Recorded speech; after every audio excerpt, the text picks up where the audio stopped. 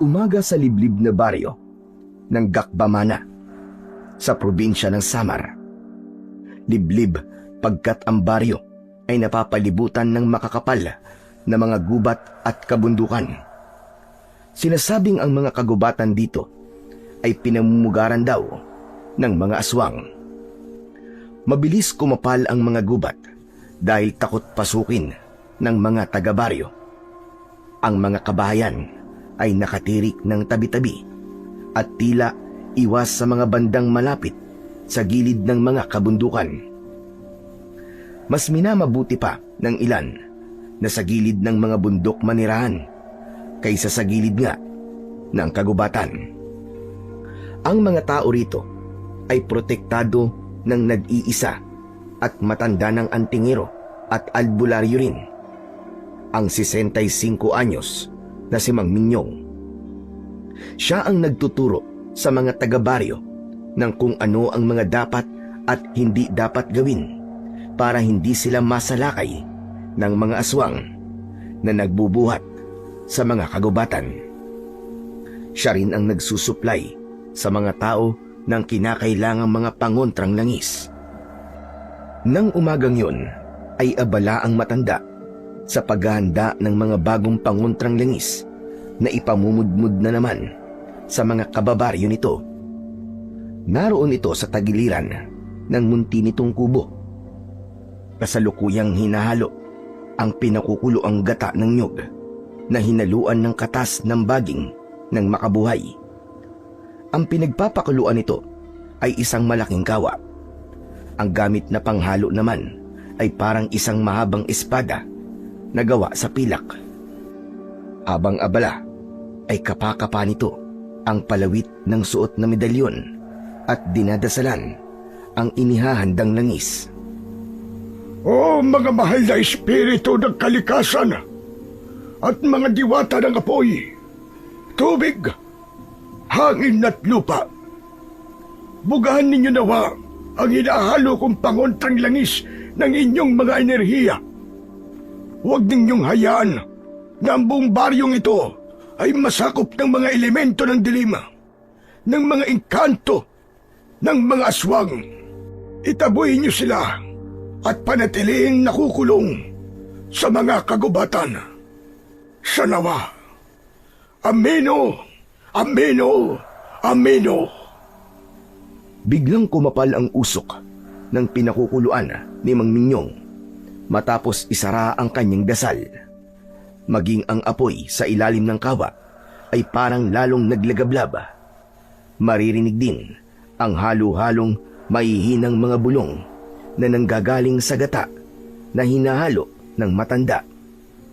Tulad ng nakasanayan ay mariing nakapikit si Mang Minyong habang nagaganap ang pagbuga ng mga espiritu ng kalikasan ng enerhiya ng mga ito sa pinakukuluang pangontra. Lubusin niyo lang, mga mahal kong espiritu at mga diwata. Ito ay para sa aking kaawa-awang mga kababaryo. Maisabay ko rin pala, hinihiling ko sa inyo na maglaan din kayo ng kasunod ko pagkat ako ay matanda na. Paano na nga ba ang baryong ito kung wala na ako? Hindi ako makakapayag na mawala ng tagapagtanggol ang mga kababaryo ko. Alam kong pakikinggan nyo ang kahiligan kong ito sapagkat ito ay para sa ikabubuti at hindi sa ikasasama. Saka nagtitiwala ako sa inyo na hindi rin talaga ninyo hahayaang manaigang kasamaan. Muli, amino, amino, amino. Nang muling pagdilat ni Mang Minyong ay nanlaki ang mga mata niya nang mamataang ang kaninang puti na hinahalong gata ay tuluyan ng naging langis at ni walang makikitang namuong mga latik. Purong-puro at napakalinaw ng langis na ang kulay ay may pagka-light green dahil sa hinalong baging ng makabuhay. Napakalinaw naman ng makapangyarihang langis na ito. Nako, maraming salamat po mga mahal na espiritu at mga diwata. Tiyak na matutuwa ang mga kababaryo ko nito. Ngayong buong araw din ay asahan ninyong may pamumudmud ko na ito sa buong baryo. Hanggang sa muli po, maraming salamat. Masayang isinalin ni Mang Minyong ang umuusok na langis sa isang banga na gawa rin sa pilak. Palalamigin muna ito ng matanda bago naman isalin sa mas maliliit na mga botelya na nang nagdaang mga araw ay isa-isa pa nitong hiningi sa bawat kabayan sa buong baryo. Habang pinapaypayan ni Mang Minyong ang banga, ay kapakapa ulit nito ang palawit ng medalyon. Maya-maya pa ay bahagya itong napakislot at napatingin sa medalyon. Napapabulong ito sa sarili. Teka, may nararamdaman akong kakaiba sa medalyong ko. May umaaligid, pero hindi ko matukoy kung masama ba o mabuting enerhiya. Enerhiya kaya ito ng anong nilalang? Pambihira, bakit ganito? Lumingalinga sa paligid ang matanda na parabang may kung anong hinahanap. Makaraan ay muling pinakiramdaman ang kanyang medalyon. Ngunit lingid sa kaalaman ni Mang Minyong, mula sa di kalayuan ay may isang matandang babae na nagtatago sa likod ng isang malapad na puno ng mangga. Halata sa mukha nito ang pag-aalala. Bumubulong-bulong ito sa sarili. Ano bang gagawin ko? Paano kung malalapitan ang antingerong yun na hindi ako maaano? Kailangan may gawin ako. Hindi na ako pwede bumalik sa baluarte namin sa kagubatan. Ayokong makuha sa akin ng perdugong yun ng aking bato. Pero ano ba talaga ang dapat kong gawin? Hindi naman ako pwede basta-basta makisalamuha sa mga tao rito. At hindi nila ako kilala. Malamang na pagsususpetsahan nila ako. Matamang nag-isip ang matandang babae. Nagtago pa ito sa mga halamanan para walang makapansin dito. Nang may maisip, ay muling tumayo ang matandang babae. Patawad na lang sa huling mabibiktima ko. Ayoko man sana pero kailangan. Isang sakripisyo na lang. At matapos ito, ay sisiguraduhin ko sa sarili kong magbabago na ako ng landas. Paalam. Paalam, Lourdes. Dito ko na pinapatay ang katauhan mo. Mamumuhay ka na sa ibang katauhan. Maingat at patago-tagong nilibot ng matandang babae ang buong baryo. Naghahanap ito ng bibiktimahing eksakto sa pagkatao na gusto nitong angkinin bilang bagong katauhan. Ang nahanap nito ay kasing edad nitong biyuda na nag-iisa nang namumuhay sa sarili nitong kubo sa dulo ng isang purok na nakatungtong sa gilid ng bundok. Yun ay si Aling Cora. Wala nang inaksayang panahon si Aling Lourdes. Namulot ito ng malaking bato at itinago sa likuran.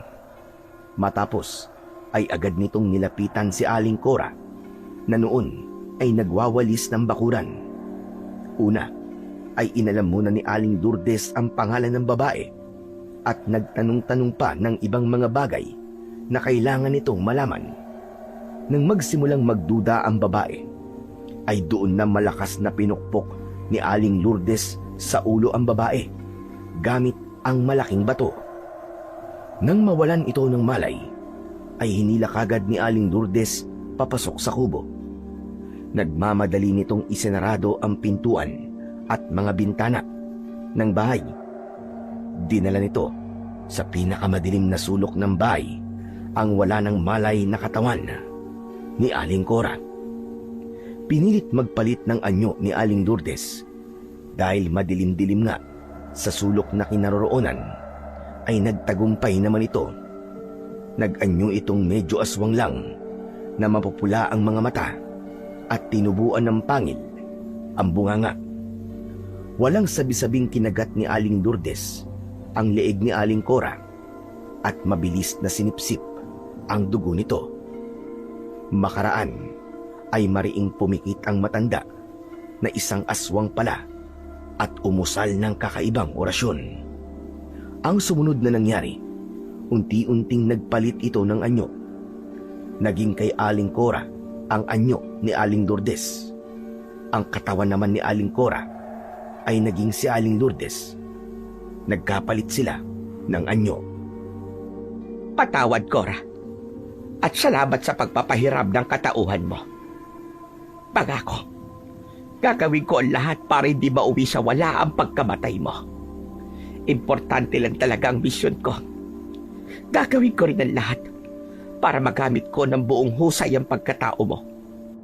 Mula ngayon, ako na ikaw. Ako na si Cora.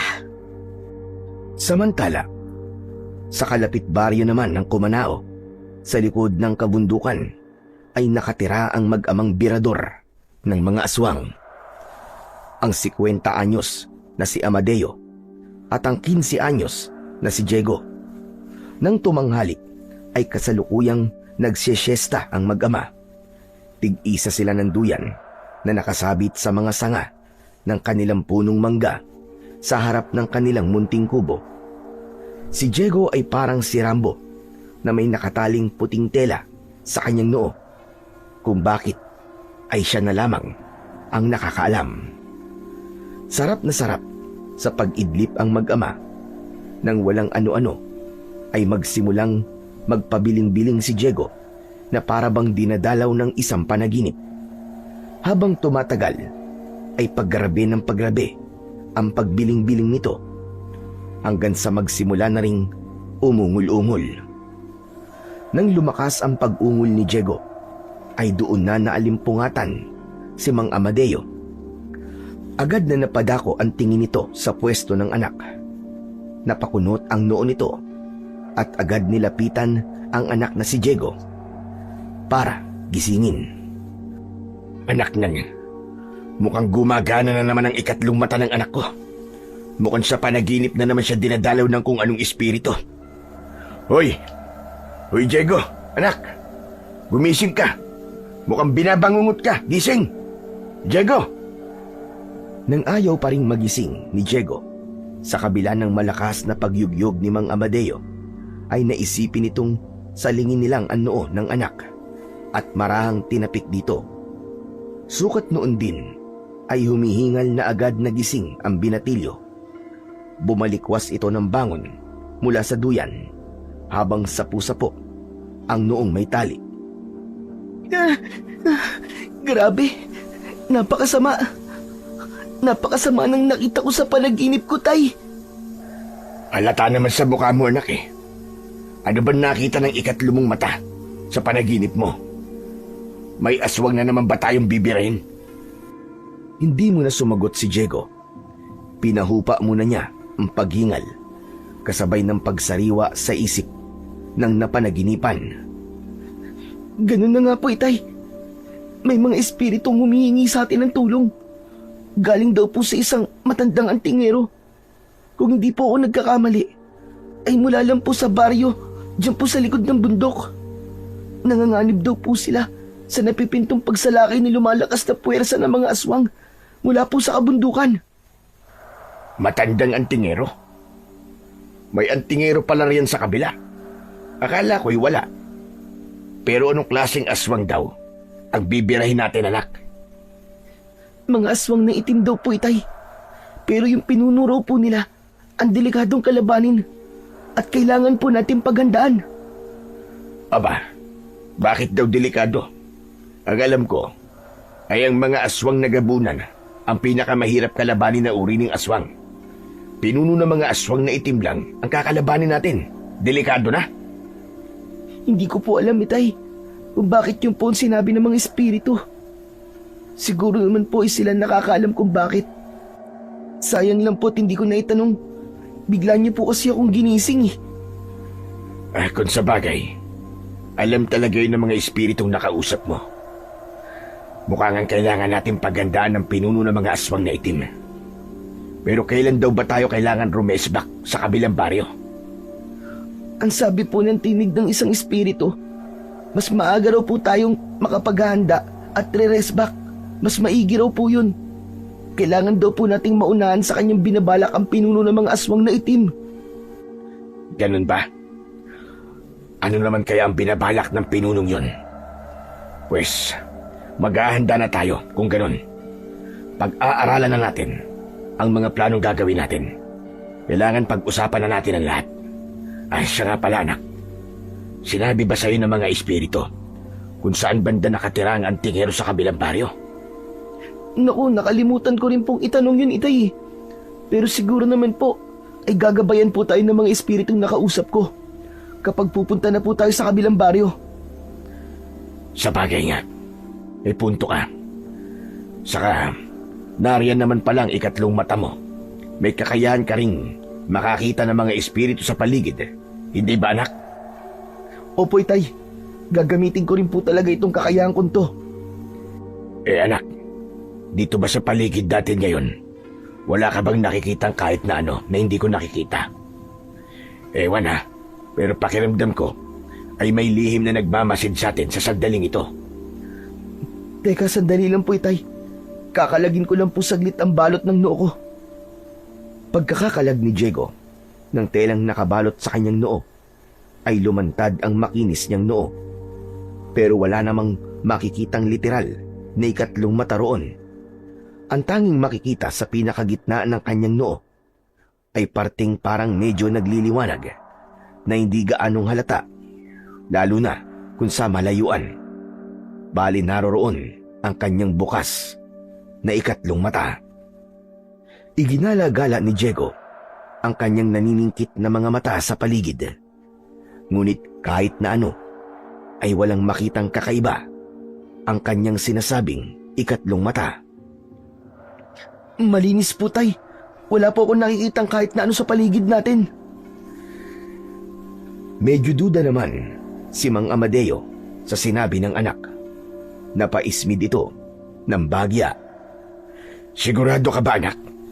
Maski espiritu ng mga nakausap mo ay wala rito sa paligid. Inulit pa ni Diego na libutin ng tingin ang kanilang palibot na mag-ama para makasigurado. Wala po talaga, tay. Sa panaginip ko nga po hindi ko rin po sila nakikita eh. Naririnig ko lang po ang mga tinig nila na tumataginting. Aba, kung wala kang nakikitang kahit ano, baka naman may nararamdaman kang kakaiba. Subukan mo nga namang makiramdam, anak. Sinubukan naman yun ni Diego. Nag-concentrate siya at nakiramdam. Ha? Teka, itay. Para nga pong may naririnig akong napakainang sigaw ng tulong. Saan po ba yung nagmumula? Teka po. Aalamin ko lang kung saan direksyon nagbubuhat. Habang inaalam ni Diego kung saan banda nang gagaling ang napakahinang sigaw na naririnig, ay nakataas sa ere ang kanyang hintuturo na para bang antena na naghahanap ng signal. Parang sa kabilang bundok po nang gagaling, itay. Baka yung antingero mismong humihingi ng saklolo, anak. Hindi, tay. Mali kayo. Babae po ang nagmamay-ari ng mahinang sigaw. Malamang nabiktima po ng aswang. Naku, tay. Kailangan na po talaga natin magmadali. Maganda at lumipat sa kabilang bundok, itay. Bago pa man maraming mabiktima ang mga aswang na itim. Kung gayon, maganda na nga tayo, anak. Ngayong tanghali mismo ay lalakad na tayo. Nandito na rin naman sa itaas ng bundok ang bahay natin. Konting akyat na lang at bababa na tayo sa kabila. Bago pa man siguro sumapit ang takip silim, nasa kabilang baryo na tayo.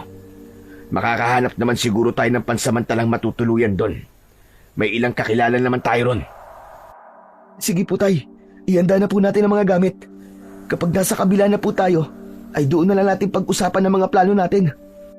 Tuloy, hahanapin po kagad natin yung kaluluwa na humihingi ng saklolo at yung bahay ng antingero. Wala nang inaksayang panahon ang mag-amang birador. Dinala nila lahat ang kanilang mga gamit birador, tulad ng iba't ibang klaseng dinasalang mga itak, bolo at meron pang espadang pilak. Meron ding ilang mga agimat tulad ng pangil ng buwaya, matatalas na kuko ng agila, mga pangontrang langis, balaraw na hugis krus, rosaryo, ilang medalyon, at kung ano-ano pa na mga anting-anting. Nang matiyak na kumpleto na ang kanilang mga daladala, ay lumakad na sila. Nang pababa na sila sa kabilang panig ng bundok, ay napahinto bigla sa paglalakad si Diego. Sandali po, Tay. Parang bumibigat bigla ang pakiramdam ko sa paligid natin ngayon. Para pong biglang may kung anong nagsara ng aywan. Nagsara ng ano, anak?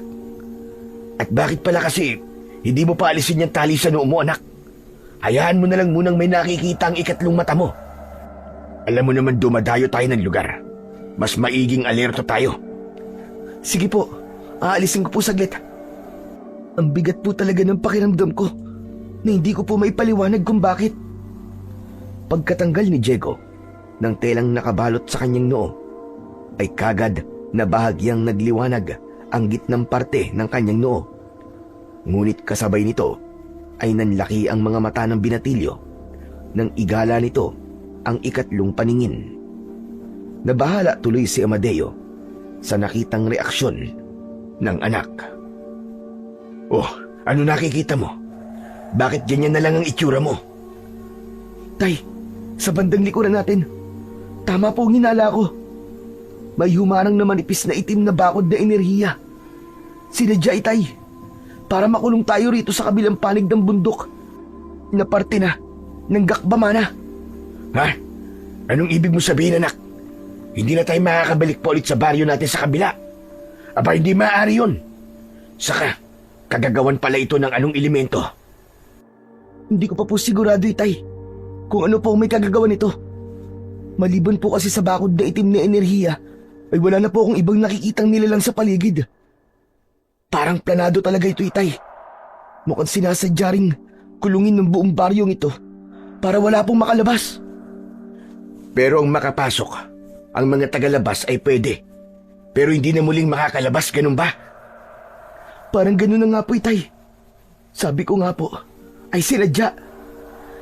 Teka, baka dahil rin sa bakod de enerhiya, kaya siguro wala tayong kahit na anong natatanggap na paghingi ng tulong mula sa mga taga rito. Baka wala rin talagang nakakalabas na mga taga rito, anak. Palagay mo? Siguro nga po, itay. Kaya rin po siguro mga espiritu na mismo lumapit sa akin sa pamamagitan po nitong ikatlo ko pong mata, na kahit sa panaginip ay nakakakita at nakakaramdam po ako ng mga elemento o espiritu. Aba, mukhang mahihirapan pa yata tayo nito, anak, ha? Mataktika yata kung ano ang alagad ng dilim na makakaharap natin. Sa tingin mo ba, ay kagagawa nito ng mga aswang na itim? Posible po, tay. Saka matatalino po yata sila. Mukhang matalino po at makapangyarihan ang kanilang pinuno. Ngayon lang po natin naranasan ng ganito, na may pabakod pa ng itim na enerhiya. Ibig sabihin, ay kailangan natin bumuo ng mga kakaibang pamamaraan at plano base sa mga natuklasan natin ito. Kailangan matansya natin kung gaano kalakas ang kanilang puwersa. Mas masusubok yata natin ngayon ang husay natin bilang mga birador, anak. Asa nga pala, maalala ko, habang pababa tayo, kumusta naman na naririnig mong sigaw ng saklolo ng isang kaluluwa? Sandaling natigilan si Diego. Nag-concentrate uli ito at pinagana ang kanyang pandinig sa udyok rin ng kanyang ikatlong mata. Pagkaraan ay tumanaw sa malayo, sa mga kabayan, sa kapatagan, at hanggang mapadako sa mga ilang kabayan sa gilid ng bundok. Doon po, itay.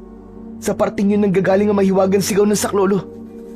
Kaya lang po, may kakaiba po akong nakikita sa isang bahay ron.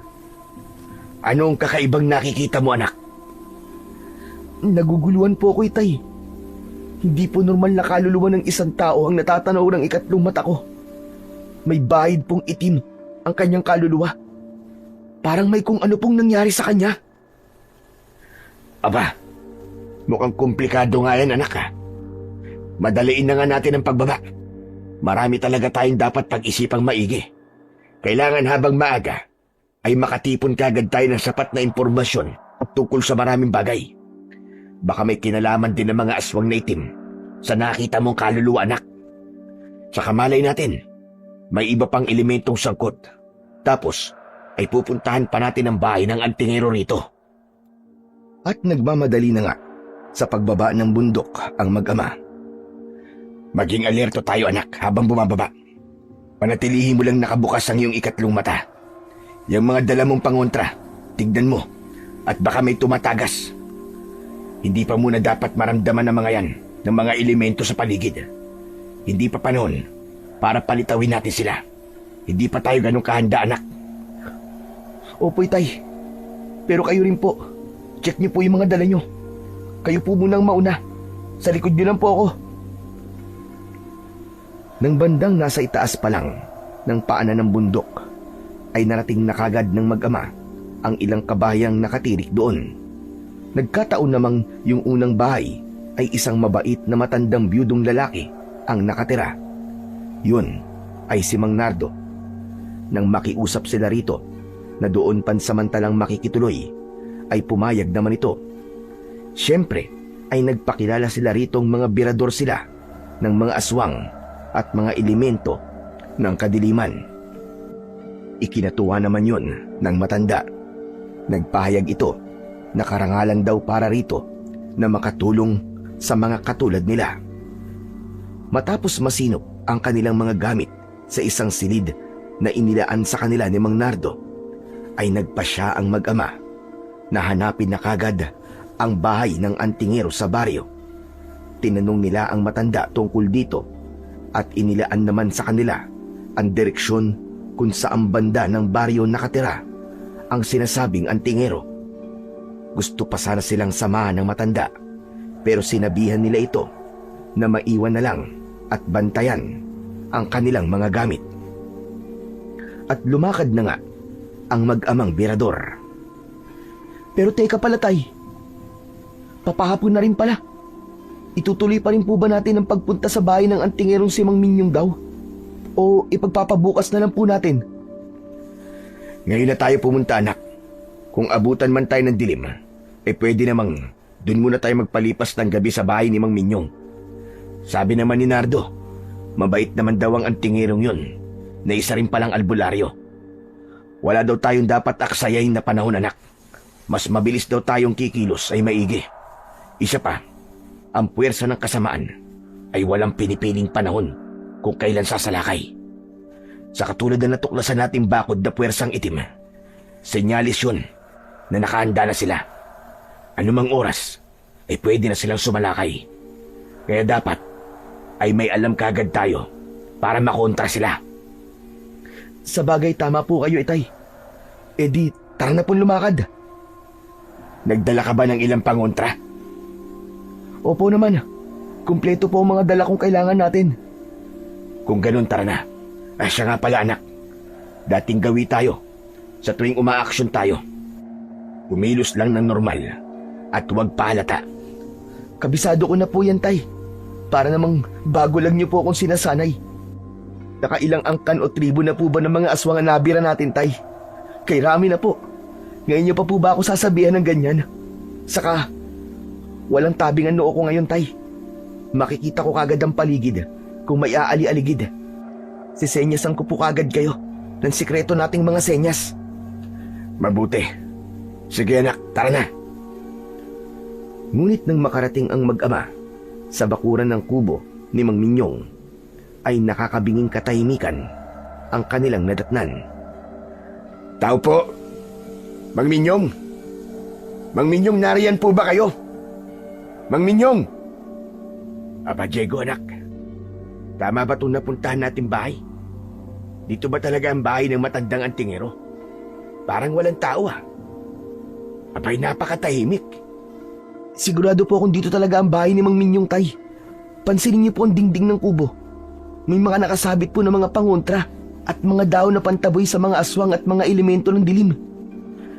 Pero bakit parang wala naman tao rito? Walang sumasagot eh. Teka, pasukin na kaya natin ang kubo, anak. Baka naman nakatulog si Mang Minyong sa loob. Masdan mo pala ang pinto, anak. Medyo nakabukas oh. Saka parang may mali. Sa palagay mo? Parang nga po, Itay. Pero wala naman pong nakikitang kahit na ano ang ikatlo kong mata sa paligid ng bakuran o ng kubo. Sige nga, Itay, pasukin na po natin. Baka rin po may sakit si Mang Minyong at nakaidlip lang. Saka para malaman po natin kung ano ang parang mali. Ngunit pagpasok nila ng bakuran at didiretso na sana sa pinto ng kubo, ay biglang natigilan si Diego nang may nahagip na kung ano ang ikatlong mata niya sa isang banda ng bakuran. Napansin niya ang malaking bangang pilak. Parang may maninipis na mga usok ang sumisingaw sa may bunganga nito. Iba-iba ang kulay. May puti, may kayumanggi, berde at asul. Napakunot ng noo si Diego. Teka, Tay. May nakikita po akong kakaiba na lumalabas sa bunganga ng banga na yun. May maninipis po na mga usok na sumisingaw mula doon.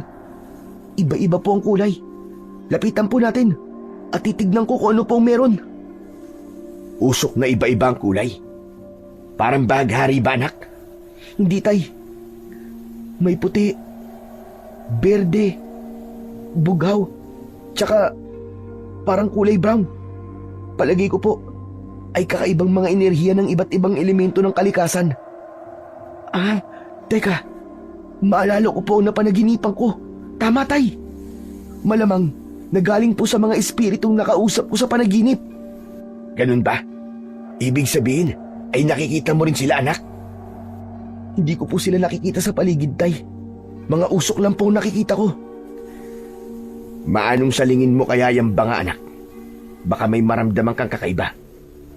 Kung nagpapakita sila sa panaginip mo, baka naman, maski sa pagsaling ng mga bagay na may kinalaman sa kanila, ay makikita mo rin ng mga naganap. Baka sakali, anak, ay malaman natin kung nasaan ngayon si Mang Minyong. Tama ka po, Itay. Pero mas tamang ang mga usok po ang hawakan ko. Pero sige po, hahawakan ko na rin po ang banga. Ganun na nga ang ginawa ni Diego. Pagkahawak ng banga at pagdampi ng isa niyang kamay sa mga usok na nakikita ng kanyang ikatlong mata, ay mariin siyang napapikit at napasinghap ng malakas. Paano? Ay biglang may mga ganap na naglaro sa balintataw ng kanyang ikatlong mata. Nakita niya ang 4 na diwata ng kalikasan na humihingi ng saklolo. Nakita rin niya si Mang Minyong na may kasamang isang matandang babae. Ngunit kung anuman ang nangyayari kina Mang Minyong at sa matandang babae, ay hindi malinaw na nakikita ni Diego. Parang may kung anong enerhiyang nakatabing sa mga ito. Matapos makita ang mga yon, ay pahingal na muling nagdilat ng kanyang mga mata ang binatilyong si Diego. O ano? Anong nakita mo, anak? Nasaan si Mang Minyong? Nakita mo ba? Naku, Tay. Mukhang may masama na pong nangyari kay Mang Minyong. Lumabas po pala siya para ipamunmud ang pangontrang langis na galing sa banga na to. Hindi ko lang po alam kung ano ang talaga nangyari sa kanya. Malabo po kasi ang mga nakita ko eh. Saka, may kasama po siyang isang matandang babae. Aba, bakit naman malabo ang nakita mo, anak? Ngayon ka lang yata nagkwento sa akin ng ganyan, malabo. Humihina na kaya ang kakayahan ng ikatlong mong mata? Hindi po sa humihina, Itay. Mas tama pong may malakas na puwersang kumukontrol sa kung ano man po nangyayari kay Mang Minyong. Isa pa po, nakita ko rin ang 4 na diwata ng kalikasan. Humihingi po sila ng tulong sa akin. Ganun ba? Ibig sabihin, ay may masama nga talagang nangyari kay Mang Minyong. Hindi kaya aswang ang may kagagawan, anak?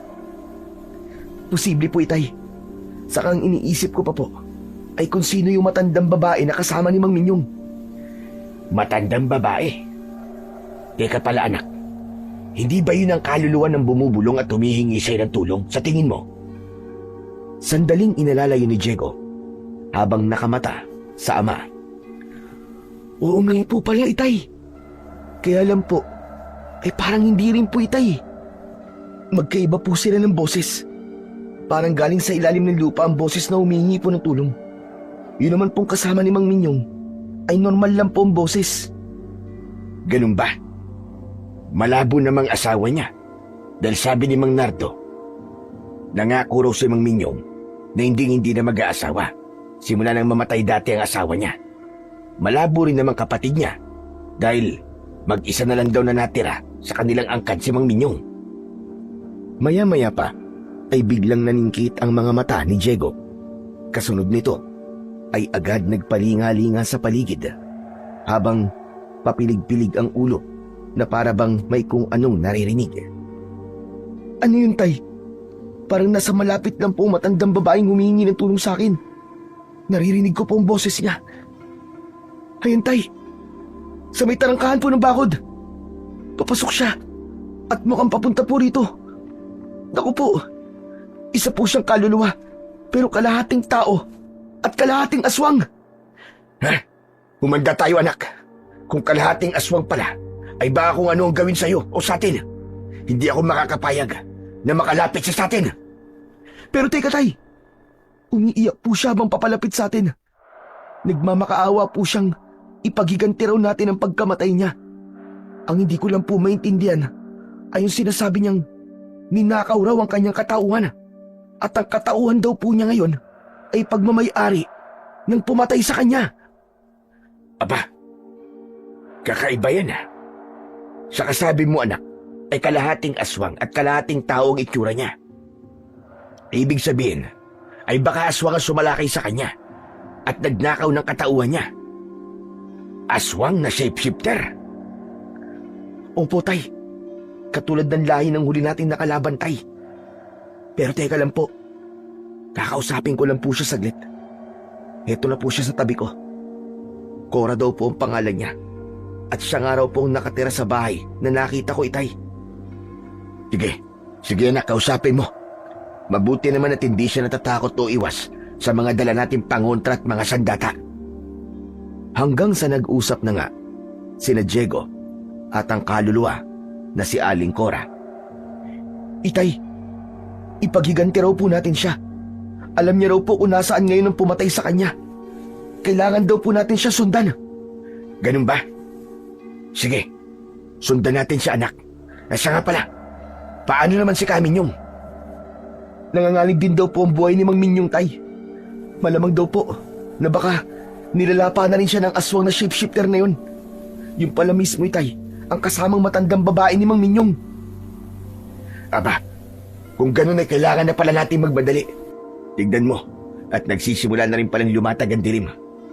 Mabuti pa, maghanap na tayo dito sa kubo ni Mang Minyong ng magagamit natin pang ilaw. Baka may gasera dito o kaya flashlight o kaya kahit sulo. Ito, Tay, dito po sa may kusina. May nakasabit pong gasera. Sakto po, 2. Tig-isa po tayo. Ayos, sapat na ang mga yun, anak. Kung sakaling maubusan ng gas, ay may reserba naman tayo rito mga flashlight. Tara na, kumilos na tayo kagad. Importanteng maabutan natin at mailigtas si Mang Minyong.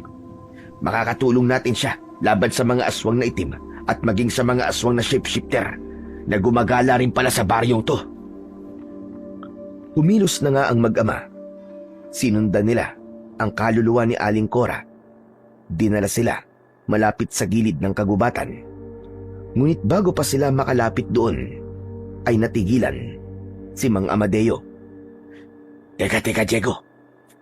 Papasok na tayo ng kagubatan. Delikado kung papasok pa tayo sa loob. Baluwarte na ng mga aswang dyan, anak. Hindi pa natin alam kung gaano karaming namumuga dyan at kung ilang uri ng mga aswang ang naninirahan dyan.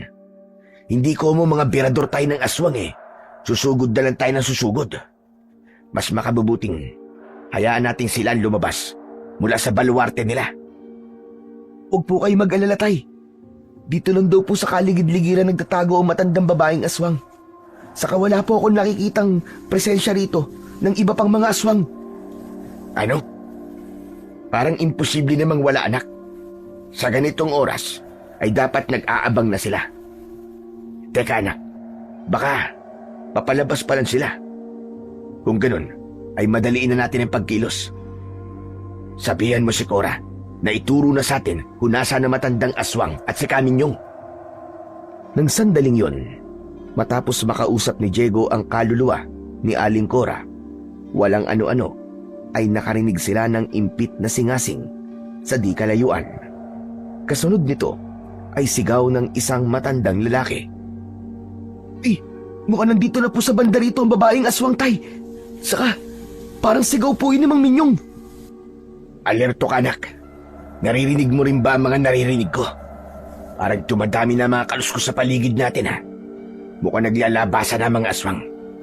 Ihanda mo na ang mga pangontra, anak. At ang mga sandata mo. Tsak na mapapalaban na tayo rito. Maya-maya pa ay may narinig na palitan ng usapan ang mag-ama. Narinig din ni Diego ang sinasabi sa kanya ni Aling Cora. Ang mga yun na nga raw, sina Mang Minyong at ang babaeng aswang. Lumabas ka na rito sa gubat, tanda. Bilisan mo. Bago ka pa maabutan ng pinuno naming mga aswang. At hanggat napipigilan ko pa ang sarili ko na lapain ka. Cora!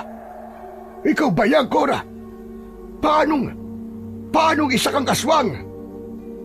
Hindi ako si Cora, na tulad ng inaakala mo. Pero wala na akong panahong magpaliwanag pa. Sige na, tumakas ka na, sabi. Delikadong makaharap mo ang pinunong aswang. Walang pa naman taglay mo mga pangontra o medalyon laban sa kanya. Lubhas ang makapangyarihan. Hindi ako natatakot sa kanya. Haharapin ko siya. O kahit sa iyo, Cora. Hindi ang tulad mo lang na aswang ang katatakutan ko. Alam mo malalakas din ang mga pangontra ko at itong medalyong ko. Huwag matigas ang ulo mo, matanda ka. Kung paano ka pag-alam biglang napadpad dito, ay hindi mo na alam at naiwasan. Nalinlang ka ng pinaghanang kakayahan ng pinuno. Huwag mo nang hintayin pantuluyang kanyang makontrol. Ngayon pa lang ay nararamdaman ko ng kumakalat ng kanyang itim na usok. Hindi mo mapapansin dahil papadilim na. Ano ba, tanda? Tumakas ka na, sige na. Nariyan na sila. Maglalabasan na sila. Bilisan mo! At ang kainsanang ipagtabuyan ni Aling Lourdes, si Mang Minyong. Noon ay nasa anyo na ito ng aswang dahil nga lumalatag na ang dilim ng mga oras na yon. Nangitim ang balat nito na medyo mamula-mula. Ngunit ang pagtatangka nito ay kinontra naman ni Mang Minyong. Sinubukan nitong sabuyan si Aling Lourdes ng langis na bagong gawa nito, yung langis na nakargahan ng kapangyarihan ng mga espiritu ng kalikasan. Walang hiya ka, matanda ka. Ayoko man sana saktan ka, pero ako itong sinaktan mo. Pwes, patitikimin kita ng talas na mga kuko at pangil ko. Hindi mo ako matatalo, Cora. Isa ka lang napipitsuging aswang na itim. Ito ang bago kong pangontrang langis. Tikman mo kung gaano ito kabagis. Tignan natin kung hindi malapnos ang buo mong katawan. Hiya! Sa puntong yun ay nataranta na ang mag-amang birador ng mga aswang. Naku, Tay, naglaban na po sila Mang Minyong at yung aswang. Tara na tayo sa banda nila. Tulungan po natin si Mang Minyong. Bilisan natin, anak. Baka mapano si Mang Minyong. At yung aswang na yun, kailangan natin yung mahuli. At kahit na anong mangyari, hindi natin siya papatayin. Huhulihin lang natin siya. Sige po, Tay. Parang naiintindihan ko pong gusto niyo mangyari. Kailangan nga na may mahuli tayong isang aswang ngayong gabi. Magagamit natin siya laban sa kanyang mga kalahi at para marami pa po tayong malaman sa kanya ng tungkol sa kanilang pinuno at sa iba pang mga aswang na nakatira po sa kagubatan. Nang saklolohan ng mag-ama si Mang Minyong, ay naalarma naman si Aling Lourdes pagkakita sa kanila. Nag-alangan ito kung itutuloy ang pagsalakay kay Mang Minyong o ano. Lumarawan sa mukha nito ang pagkalito at pagkatakot sa mag-ama, lalo na kay Diego. Pinakatitigan pa nito ang noo ni Diego na parabang nakikita nito ang ikatlong mata ng binata. May mga birador pala rito ng aswang. At ang isa ay may ikatlo pang bata. Mabuti kung ganon. May makatutulong ka na, tandang antingero. Sige, galingan nyo lang. Kailangan yung talunin na makapangyarihan naming pinuno. Kailangan matuldukan na ang lalo pa niyang paglakas. Sa kanilang narinig ay nagtataka namang nagkatinginan ang mag-amang Birador at si Mang Minyong. Kakaiba tong aswang na ito Hoy! Bakit aswang? Anong nalalaman mo sa anak ko? At bakit alam mong may ikatlo siyang mata? Ngunit si Diego na mismo ang sumagot kay Mang Amadeo. Tay, katulad ko rin po siyang maikatlong mata. Pareho po naming nakikita ang ikatlo naming mga mata. Ano? Aswang na may ikatlong mata? Pambihira. Pero si Cora lang ang aswang na yan. Imposible. Hindi po siya si Aling Cora, Mang Minyong. Inagaw lang po niya ang katawan ni Aling Cora na sinasabi po ninyo. Pinatay po niya ang totoong si Aling Cora. Ganun pala. Kung ganun, ay kailangan na natin tapusin ang aswang na ito. Dapat niyang pagbayaran ang ginawa niya kay Cora. Tara na kayo. Pagtulungan natin siya. Patayin natin. Nang sandaling namang yon ay siya namang pag-ugong ng mga kaluskos at papalapit na mga singasing. Bunga nito ay nataranta si Aling Lourdes. Sa halip na papasok pala sa loob ng kagubatan, ang direksyong tatakbuhan nito ay minabuti na lang nitong palabas ng gubat tumakbo. Hindi maaari. Nariyan na sila. Kayong mga buhong kayo, sundan niyo ako. Ako ang unang dapat ninyong kalabanin. Susundan na sana ni Mang Amadeo at Diego si Aling Lourdes palabas ng gubat, pero bigla silang pinigilan ni Mang Minyong. Teka, sandali. Huwag niyo siyang sundan. Baka pinagloloko lang tayo ng aswang na yan. Hayaan natin siya tumakas. Ang puwersa ng pinunong aswang ang harapin natin. Posible nga, Mang Minyong. Pero, kaya ba natin ang pinuno, Kaminyong? Hindi, Tay. Hindi pa tayo handa na harapin ang pinuno nila. Wala pa po tayong sapat na alam tungkol sa kanila. Mas mabuti po yung aswang na babae na lang po muna ang hulihin natin. Naku, ayan na po pala sila. Nagsisimula na sila maglabasan. Saka, parang may nakikita po akong kakaibang usok na itim na sumisingaw kung saan-saan. Iba na po ang ibig sabihin nito. Delikado. Tara na po! Mabilis na tumakbo ang mag-amang Birador. Sumunod naman kagad si Mang Minyong na halata pa rin sa muka ang pag-aalinlangan. Para bang hindi ito sigurado sa pagsunod sa mag-ama. Mang Minyong, bilisan nyo! Nahuhuli kayo! Bilisan nyo! Sige lang, tumakbo lang kayo. Tutukan niyo lang ang aswang na Cora na yan. Hindi dapat siya makawala. Pero kung hindi niyo bibilisan, Mang Minyong, ay baka maabutan kayo ng mga aswang. Huwag niyo akong alalahanin. Baka nakakalimutan niyong isa akong antingero at albularyo. Alam ko kung paano sila haharapin. Malakas ang suot kong medalyon at ang bago kong pangontang langis. Hindi nila ako basta-basta makakanti. Sa kahit anong mangyari, ay gagawin ko ang lahat para manatili akong buhay. Ako ang tagapagtanggol ng baryo ko, kaya hindi ako dapat na mamatay. May tiwala kami sa inyo, Mang Minyong. Basta bilisan nyo lang ang pagtakbo. Hayaan na sila sa likuran nyo. Tatangkain sanang sabayan ni Mang Amadeo si Mang Minyong sa pagtakbo at alalayan ito. Pero nang sa gagawin pa lang sana niyang yun, ay bigla naman lalong bumilis ang pagkilos ng mga aswang na nag-aatungalan sa paghabol sa kanila. Pareho silang nataranta dahil doon. Anak ng teteng, oo. Lalo silang bumibilis, Mang Minyong. Sige pa ho, bilisan pa natin ang pagtakbo. Binilisan naman ng matandang antingero ang pagtakbo. Hanggang sa walang ano-ano, ay bigla itong natalisod ng isang nakausling ugat sa kanilang dinaraanan. Dahil dito ay nagpagulong-gulong sa damuhan si Mang Minyong habang napapaigik. Nang mapahinto ay napasa po ito sa nasaktang binti. Aray ko, Diyos ko, ang paa ko, ang sakit. Naku, ayos lang po ba kayo, Mang Minyong? Tumayo na kayo madali. Hindi pwedeng maabutan nila tayo dito. Kaya pa po ba ninyong tumakbo, Mang Minyong? Tatangkain sanang alalayang tumayo ni Mang Amadeo si Mang Minyong, pero lalo lang namilipit sa sakit ang matanda. Kaya sa halip ay pinagtulakan na lang nito si Mang Amadeo. Sige na, ikaw na lang ang tumakbo. Samahan mo na lang ang anak mo sa paghabol sa aswang na si Cora. Sige na, iwan mo na ako rito. Pero paano ho kayo? Hindi ko po kayo pwedeng iwanang nasa alanganin. Kailangan po namin ng tulong nyo bilang antingero at albularyo na rin. Ganito, sumampa na lang po kayo sa likod ko at papasanin ko na lang kayo habang tumagtakbo tayo. Huwag na! Mahuhuli lang tayong dalawa. Pabayaan mo na lang ako rito at samahan mo na ang anak mo. Sige na! Nako, tignan mo ang anak mo. Sinamantala ng mga aswang na si Cora habang mag-isa siya tumatakbo. Parang hinagisan siya ng kung ano. Hayon, lumagapak siya sa damuhan. Puntahan mo na siya, sige na. At baka tangayin siya ng aswang na yon. Ako na ang bahala rito. Kung sakali, ay puntahan nyo na lang ang bahay ko. Nandun lahat ng mga gamit ko bilang antingero at lahat ng mga gamit ko bilang albularyo. Baka tutulong sa inyo ang lahat ng yon. Nasa baul din sa kwarto ko ang kwaderno ko kung saan ko isinusulat ang lahat ng nalalaman ko. Pag-aralan nyo na lang yon, sige na. Madali ka na! Nung una, ay ayaw pa sanang iwanan ni Mang Amadeo si Mang Minyong.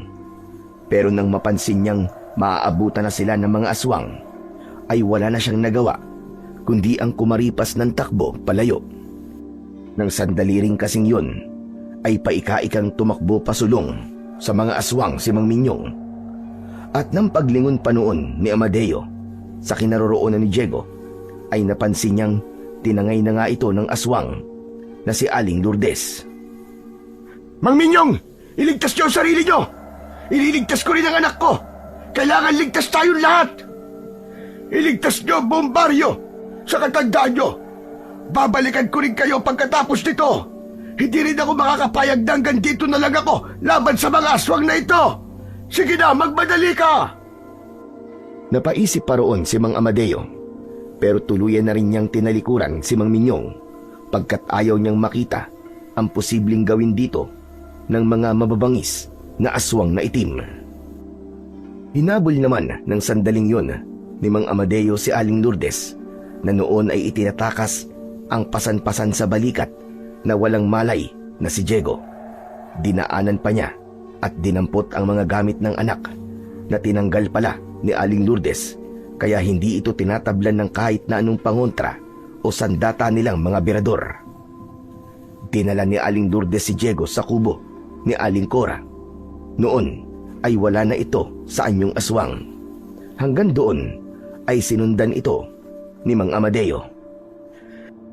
Ayop kang aswang ka! Ang lakas din ang loob mong kantiin ng anak ng isang birador! Saka dito mo pa talaga dinala sa mga kabayan. Pues, malalagot ka sa akin ngayon. Hindi ko palalagpasin ang... Natigilan si Mang Amadeo sa pagsasalita nang mapansing nilabas siya ni Aling Lourdes habang sumisenyas na huwag siyang maingay. Kasunod nito ay sumenyas din ng tulad sa larong basketball na timeout. Pinapalapit siya habang may sinasambit ang bibig, ngunit walang tinig na lumalabas. Binasa ni Mang Amadeo ang galaw ng labi ni Aling Lourdes. May ibinubulong din siya sa sarili. Hindi ko ba alam? Natuso kayo mga aswang? Hindi mo ako maiisang aswang ka. Sa kahit hindi mo ako utusan, ay talagang lalapitan kita. Ngunit para patayin. Ay hindi, para hulihin pala. Ngunit paglapit ni Mang Amadeo kay Aling Lourdes, saktong sasabuyan sana niya ito ng pangontrang langis, sabay hahatawin sana ng hawak na mahabang itak, ay siya namang biglang pagluhod ni Aling Lourdes sa kanyang paanan at umiiyak at nagmakaawa sa kanya. Huwag mo akong saktan o patayin, pakiusap. Oo, isa akong aswang. Pero ayaw ko na rin ang pagiging aswang ko. Ayaw ko na rin paglingkuran ng pinuno naming suwapang sa kapangyarihan. Gusto ko mabuhay na tulad ninyong mga tao.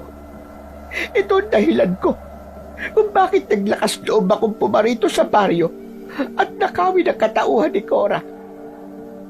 Hindi ako si Cora. Lourdes ang pangalan ko. Pakiusap, gagawin ko ang lahat para tulungan kayong matalo ang pinuno namin bilang kapalit na buhay ko. Tulungan niyo rin ako maging tulad ninyong mga tao. Nagmapakaawa ako sa iyo. Hindi mo ako maiisan kung yun ang pinaplano mo. Anong gagawin ko? para paniwalaan mo ko. Sige, tignan mo ang anak mo. Hindi ko siya nilapa o sinaktan man lang. Tinanggal ko lang ang mga dala niyang nakakasakit sa akin bilang aswang. Ang dahilan lang naman ay para ilayo siya sa mga aswang. Sa kung sasaktan mo man ako, ay hindi ako lalaban sa iyo. Pero kung papatayin mo ako, hindi ako makakapayag. Ibig ko sabihin, hindi ako makakapayag na wala ko nagawa para patigilin ang lalo pang paglakas ni Berdugo. Berdugo? Sinong Berdugo ang sinasabi mo? Ang pinuno ninyo? Oo, tama ka. Siya ang napakasama at napakaswapang naming pinuno. Nagawa pa man din niyang bilugin ang ilan kong mga kalahi at kabilang na roon ang asawa at anak ko. Inunti-unti niyang angkinin lahat ng mga batong itim namin para lalo siyang lumakas. Yung mga mahihinang mga katulad namin ang inisa-isa niyang patayin para makuha ang mga bato namin. Habang nagsasalita si Aling Lourdes, ay sinasamantala ni Mang Amadeo na unti-unting lapitan si Diego na noon ay inihiga ni Aling Lourdes sa bangkong kawayan sa salas ng kubo ni Aling Cora. Nang tuluyang makalapit ay sinuri niya ang buong katawan ng anak. Medyo nangislap pa ang kanyang mga mata nang mapagtantong humihinga pa ang anak at walang ni ibang galos sa katawan maliban sa bakas ng kung anong bagay na ibinato rito kanina ni Aling Lourdes. O ano? Nakita mo naman siguro. Wala akong ibang ginawa sa anak mo. Kung napatay ko man si Cora, ay nangako ko sa sarili ko na huli na siya sa nabiktima kong tao. Kailangan ko lang talagang magpanggap na tulad ninyong mga tao para matakasan ko si Berdugo na mula nang mapatay ang asawa at anak ko ay pinaghahanap na rin ako para patayin at para makuha ang bato ko. Ngunit hindi ko ibibigay sa kanya. Biglang natigilan si Aling Lourdes nang may mahagip ang ikatlong mata nito sa paligid. Nakita nito ang kaluluwa ni Aling Cora na humahangos na papalapit sa kanilang kinaroroonan. Galit ito kay Aling Lourdes, pero nang marinig bandang una ang mga sinabi ng huli sa gilid ng kagubatan, ay napilitan itong makipag-usap pa rin dito. Nang punto rin yun, ay hindi nila namamalayang nakabalik na pala ang malay ni Diego. Pagdilat mismo ng kanyang mga mata, ay nakita kagad ng kanyang ikatlong mata ang kaluluwa ni Aling Cora. Nako! Kailangan na natin maghanda. Nandito ang kaluluwa ni Cora. Sinabihan niya akong naghahanda na raw ang mga aswang na lusubin ang buong baryo. Sisimulan na raw ni Berdugo na unti-unting paliitin ng bakod na usok na itim na nakabalibot sa bawat hangganan ng baryo.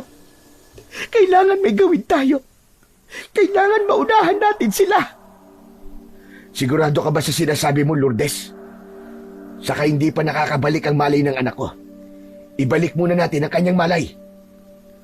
Noon ay tuluyan ng nagbangon si Diego. Tay, napanaginipan ko na naman po ang 4 na espiritu ng kalikasan. Kailangan po natin puntaan ulit ngayon ang bahay ni Mang Minyong. Kailangan ko pong makuha at mabasa ang kanyang kwaderno sa kanyang baul. Naroon daw po ang kailangan nating gawin. Ganun ba, anak? Kung ganun ay tara na. Pero teka, paano ka pala, Lourdes? Patunayan mo sa amin ng anak ko na handa ka talagang tulungan kami laban sa mga kalahi mong mga aswang na itim. Sasama ako sa inyo. Tulad ng anak mo, ay bukas din ang ikatlong mata ko. Sa tingin ko, ay may maitutulong ako sa inyo. Tama po siya, Tay. Sinabihan din po ako ng mga espiritu ng tungkol po kay Aling Lourdes. Ingatan na lang daw po nating masaktan siya ng mga dala nating mga pangontra at sandata. Huwag kayo mag-alala. Sisikapin kong pigilang mag-anyong aswang. Hanggat anyong tao ko, ay hindi gaanong tatalam sa akin ang mga dala ninyo. At teka pala, nasa na si Mang Minyong? Bakit hindi niyo siya kasama? Ikinalulungkot ko. Pero nagpaiwan si Mang Minyong. Hindi ko na alam kung ano nangyari sa kanya. Pero nangako siyang gagawin niya ang lahat para manatiling buhay. At kung buhay pa nga siya, ay babalikan daw niya tayo. Nako, imposibleng makaligtas siya sa puwersa ni Verdugo. Hindi sapat ang kakayahan niya bilang antingero at albularyo laban sa kapangyarihan ni Verdugo. O siya, kumilos na tayo. Hindi tayo pwedeng magbabagal. Isa pa, sigurado ko nararamdaman na ng pinuno ang presensya ninyong dalawa ng mga berador. Unang-una pa lang na makapasok kayo sa baryong ito, ay alam na ni Verdugo ang tungkol sa inyo dahil sa itim na usok na bakod na ipinalibot niya sa buong baryo. Mabilis nang ang pinuntahan ng tatlo ang bahay ni Mang Minyong. Habang papasok sila sa bakuran ng bahay ng antingero, ay alerto silang palingalinga sa paligid. Pare-pareho silang kabado, lalo na si Aling Lourdes. Sumama rin siyempre sa kanila ang kaluluwa ni Aling Cora. Maging ito ay palingalinga na nagmamasid. Maya-maya pa ay biglang napasinghap si Aling Lourdes nang may mapansing kakaiba sa paligid. Nako, magmadali kayo. Nakikita ko na sa paligid ang maninipis na usok na itim ni Verdugo. Hindi maganda ito. Dahil pawala na ang mga ipinakalat niyang usok. Hindi ko alam kung ano ang ibig sabihin nito at anong kapangyarihan ang pinaggagawa niya. Ikaw, Iho, ano nga palang pangalan ninyong mag-ama? Ako nga pala si Amadeo. Diego naman itong anak ko. Anak, Lourdes ang pangalan niya. Ah, Diego, Iho. Ikala mo ang paningin ng ikatlong mata mo sa paligid. Pareho ba tayo ng nakikitang maninipis na mga usok na itim na pawala-wala? Naku, may nakikita nga rin po ako, Aling Lourdes. Kakaiba po talaga ito. Para pong nananadya na nagpapaikot-ikot dito sa bakuran ng bahay ni Mang Minyong. Mabuti pa ay madaliin na ninyong pumasok sa loob ng kubo ni Mang Minyong. Kuhain na ninyo ang dapat nyong kuhain. Apurahin nyo. Hindi talaga maganda ang kutob ko sa usok na itim na mga ito ni Verdugo. Saka alerto rin kayo. Palagay ko rin ay hindi na makalapit o makapasok ang usok sa loob ng bahay ni Mang Minyong. Dahil tagtad ito ng pangontra at mga herbal na mga gamot. Pero sigurado akong hahanap ng paraan ng mga usok na yan. Tara na, anak. Pasukin na natin ang kubo ni Mang Minyong. Hanapin natin ang sinasabi mong kwaderno niya sa baul. Pagkapasok ng mag-ama sa kwarto ni Mang Minyong, ay bigla na lang napakapit ng mariin si Diego sa kanyang itay. Tay, alalayan muna niyo ako saglit. Parang kusa po ako naiidlip. Palagay ko po ay may gusto magpakita at kumausap sa akin sa panaginip. Tay, saglit lang to. Baka mga espiritu po ng kalikasan ang gusto makipag-ugnayan sa akin. Ganun na nga ang nangyari. May mahalagang ibinilin ang mga espiritu kay Diego. Pagmulat nga ng kanyang mga mata, ay agad niya yung sinunod. Kailangan ko muna lumabas, Tay. Kailangan ko lang pong kumuha ng langis sa bangang pilak ni Mang Minyong sa labas. Pahirang ko raw po ang noo ko kung nasaan nagbubukas ang ikatlong mata ko. Kayo naman po, ay hanapin po ninyo ang kwaderno ni Mang Minyong. Alerto ka, anak, ha? Tuloy, pasimplihan mo na rin na sulyap si Lourdes sa labas. Medyo duda pa rin ako sa kanya. Baka sugo lang siya ng pinuno nilang si Verdugo. Naku, Itay, hindi ba? At nasabi ko na po sa inyo na sinabihan na rin po ako ng mga espiritu ng kalikasan ng tungkol sa kanya. Makakatulong po natin siya, Tay. Ang totoo po ay nagduda rin ako sa kanya nung una. Pero ang sabi po sa akin ng mga espiritu, kung minsan daw po ay meron daw talagang isang kampo ng dilim na bumabaligtad. Isa na po roon, si Aling Lourdes. Ganun ba? O siya, sige na. Gawin mo na ang dapat mong gawin. Basta, mataan mo pa rin siya. Sige na, anak, magmadali ka na. Mahirap nang dumating ang puwersa ni Verdugo. Tapos, ay hindi pa tayo handang-handa. Mabilis nang kumilos si Diego. Matapos niyang mapahiran ng kailangang langis ang kanyang noo, ay wala naman siyang kakaibang naramdaman. Bakit parang wala naman nangyaring kakaiba sa akin? Tama ba ang langis na naipahid ko? May iba pa bang banga rito? Parang wala namang iba. Maya-maya pa, ay biglang tinawag ni Mang Amadeo si Diego. "Diego anak, madali ka rito! Nakita ko ng kwaderno ni Mang Minyong!" Dali-dali naman tinakbo ni Diego ang kinaroroonan ng kanyang ama. "Nasaan tay?" "Eto anak, puting kwaderno. Buklatin mo nga anak." Pagkaabot ni Diego ng puting kwaderno, ay nakaramdam siya ng parang may nagtutulak sa kanya na buklatin ito kagad at pasadahan ng tingin ang lahat nitong pahina na may mga nakasulat. Hindi niya maintindihan pero parang iniskan ng kanyang ikatlong mata ang nilalaman nito. Matapos naman yun, ay isasara na sana ni Diego ang kwaderno nang walang ano-ano ay may tumikhim sa may pintuan ng kwartong kanilang kinaroroonan. Paglingon nila ay pareho pang nanlaki ang kanilang mga mata nang mamataang nakatayo roon si Mang Minyong. Mang Minyong! Ikaw ba talaga yan, Mang Minyong? Hindi kayo nilapa ng aswang? Mabuti naman po't ligtas kayo. Salamat sa Panginoon. Tuwang-tuwang sasalubungin sana ng mag-ama ang matandang antingero. Pero nagulat sila nang bigla itong sumimangot at walang sabi-sabing agad na inagaw ang hawak-hawak ni Diego na puting kwaderno. Akin ang kwaderno ko. Hindi niyo na to kailangan. Walang tulong kayong aasahan sa akin. Naglabas si Mang Minyong ng posporo mula sa bulsa nito at sa harap nila ay sinunog nito ang puting kwaderno. Lumayas na kayo rito sa pamamahay ko ngayon ding araw na to. Kung ayaw niyong kasama kayong matupok ng kubo kong ito. Magmula ngayon ay wala ng antingero o arbularyong aasahan ang baryong ito. Matapos yun, ay mabilis nang kumilos ang matanda. Inilabas nito ang gaas mula sa kusina at sinabuyan ang bawat dingding ng bahay. Dahil dito, ay nagtatakang nagkatinginan ang mag-amang birador. Tay, bakit ganun? Bakit bigla pong nagkaganon si Mang Minyong? Ano po nangyari sa kanya? Saka na natin pag-usapan anak. Kailangan tumakas muna tayo dito, palabas itong kubo. Seryoso siyang susunugin niya itong bahay niya. Tara na!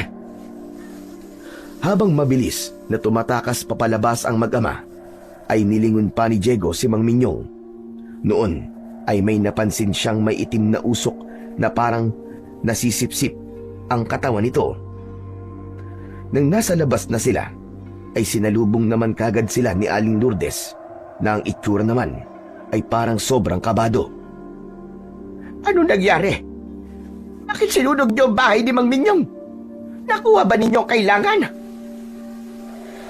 Hindi po kami sumunog sa bahay, Aling Lourdes. Si Mang Minyong po mismo ang nagsunog nun. Saka hindi po namin nakuha ang kanyang kwaderno. Inagaw po niya sa akin at sinunog din. Ganun ba? Ilibot mong ikatlong mata mo, Diego. Kakaiba na ang mga nakikita ko. Sinunod naman yun ni Diego. Naku po, naloko na. Dumadami po ang usok na itim. Ano pong ibig sabihin niyan, Aling Lourdes? Saka napansin ko po pala kanina, parang may itim na usok din pong pumapasok po sa katawan ni Mang Minyong. Nakita mo talaga yon? Ako, isa lang ang ibig sabihin nun, iho. Malamang ay kasabwat na ni Verdugo si Mang Minyong. Kaya rin siguro sinunog niya ang kanyang bahay. Naku po, kailangan na natin tumakas dito at pansamantalang magtago para makapag-isip tayo na magandang gagawin at para makapaghanda tayo. Siya nga pala, Diego. Ang pagkapal ng itim na mga usok ni Verdugo ay nangangahulugang nasa malapit na siya. Kaya tara na, magpakalayo-layo na muna tayo. Pero saan po tayo pupunta, Aling Lourdes? Tama si Diego, Aling Lourdes. Saan po tayo pupunta? Teka, alam ko na. Doon na lang tayo sa bahay ni Nardo. Nandun din ang iba pa namin mga gamit bilang mga birador. Saan ba banda yun? Dapat ay malayo rito para hindi tayo mataranta kapag sinalakay na nila ang baryo. Doon sa may paakyat ng bundok, Lourdes. Hindi sila kagad makakasunod doon. Halika, sumunod ka sa amin. Tara na po. Tapos habang tumatakas tayo, ay sabihan po natin ang mga tao na ilabas ang kanilang mga pangontrang langis na ibinigay sa kanila ni Mang Minyong. Yung pong isa pa sa binilin sa akin ng mga espiritu ng kalikasan. Kahit paano po, habang naghahanda tayo ng plano, ay may pangontra sila sa mga aswang na itim. Ganun na nga ang ginawa nila. Nang makarating naman sila sa bahay ni Mang Nardo, ay nagulat pa sila sa kanilang napansin. Naku, umatras na nga po ang bakod na itim na enerhiya, itay. Nakikita niyo po ba, Aling Lourdes? Sabi ko na nga ba? Pero nakapagtataka lang, bakit parang hindi man lang naurungan itong bahay na to? Ano kayang meron? Aba, baka dahil sa mga gamit namin ni Diego na naiwan dito. Naku, si Nardo pala anak. Baka kung napano na siya. Tara nang pumasok at tignan natin kung ano nangyari. Pagpasok nila, ay nakita nila si Mang Nardo na takot na takot. Nasa gitna lang ito ng sala. Nakaupong nakayuko at nakapalibot sa buong katawan nito ang mga sandata at mga pangontra ng mag-ama. Nanginginig ang buong katawan nito. Nang tanungin nila kung anong nangyari, ay ikinuwento naman ito ang lahat. Bigla raw may maninipis na usok na nagtangkang pasukin ang bahay mga ilang minuto lang daw bago sila dumating. Nakarinig din daw ito ng parang mga atungal ng mga aswang. May isa pa raw na bumulong na talagang nakakatakot ang tinig. Sa sobrang takot daw nito, ay hindi na nito naintindihan ang bulong. Tinigilan lang daw ito ng mga usok at bulong nang maisipan daw nitong kuhain ang mga gamit ni Mang Amadeo at Diego at ipinalibot ang mga ito sa katawan nito. Mga tauhang aswang ang mga yun ni Verdugo. Nako, tsak na ipapaalam na ng mga ito kung saan kayo namamalagi, Amadeo. Mukhang hindi na rin tayo ligtas dito. Saan pa ba tayo pwede magtago para mapag-usapan natin ng maayos ang mga dapat natin gawin at paghahanda laban sa puwersa ni Verdugo? Sinagot sila ni Mang Nardo. May alam daw itong tagong kuweba sa gilid ng bundok, malapit sa kinaroroonan nila. Hindi raw yun basta-basta mapapasok ng mga aswang, sapagkat ang bukana raw nito ay napapalibutan ng mga baging ng halamang makabuhay. Nako, paano naman ako makakapasok doon kung ganun pala? Ayon kay Mang Nardo, hindi raw problema yon, pagkat may ginawa rin daw itong sikretong labasan ng kuweba kung sakaling makulong sila sa loob at masarahan ang bukana. Doon daw pwedeng dumaan si Aling Lourdes. Kung ganun ay tara na sa kuweba. Parang naririnig ko na rin na nagkakagulo ang mga taga-baryo sa labas. Mukhang sinisimulan ng sumalakay ng mga aswang na itim. Wala na silang inaksayang oras ng mga sandaling yon. Lumikas kagad sila at lumipat sa kuwebang sinasabi ni Mang Nardo. Muntikan pa silang hindi makapunta roon dahil sa bakod na enerhiyang itim ni Verdugo. Mabuti na lamang at natuklasan nilang kusa pa lang itong dumudusog kapag nasaling ng dala nilang malalakas na mga sandata at pangontra ng birador. Nang nasa kuweba na sila, ay nagplano kagad sila ng mga dapat nilang gawin. Lahat ng nalalaman ni Aling Lourdes tungkol sa mga kalahi nito at sa pinunong si Verdugo ay pinag-usapan din nila.